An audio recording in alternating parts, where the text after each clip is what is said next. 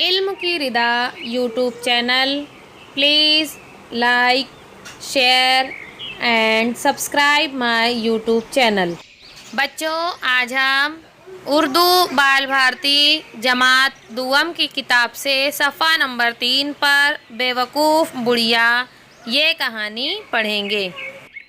بیوقوف بڑھیا۔ بہت پرانی بات ہے، کسی گاؤں میں ایک بڑھیا رہتی تھی۔ بڑھیا بڑی کنجوس تھی اور بیوقوف بھی۔ سارا گاؤں اسے لالچی بڑھیا کے نام سے جانتا تھا۔ ایک دن ایک عجیب و غریب مرغی اس بڑھیا کے ہاتھ آئی۔ مرغی کیا تھی؟ سونے کا خزانہ تھا۔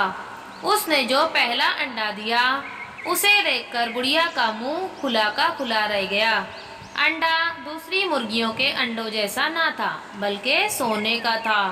بڑھیا کی تو قسمت ہی کھل گئی۔ بڑھیا نے انڈا سنار کو دکھایا۔ سنار بھی اسے دیکھ کر ہکا بکا رہ گیا۔ پھر ڈھیر سارے روپے دے کر اس نے انڈا خرید لیا۔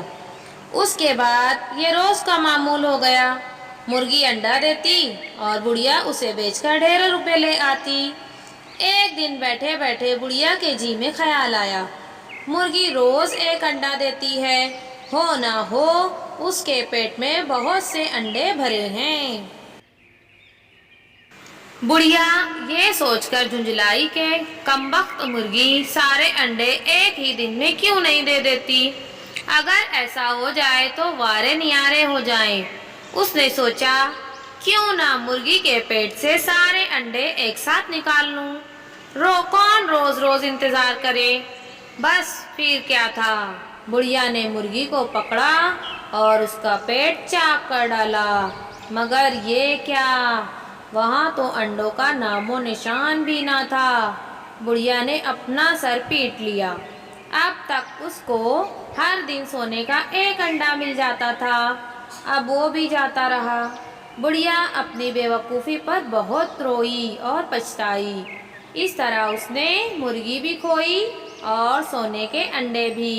اس لیے کہتے ہیں لالچ بری بلا ہے۔ خدا حافظ پیارے بچوں۔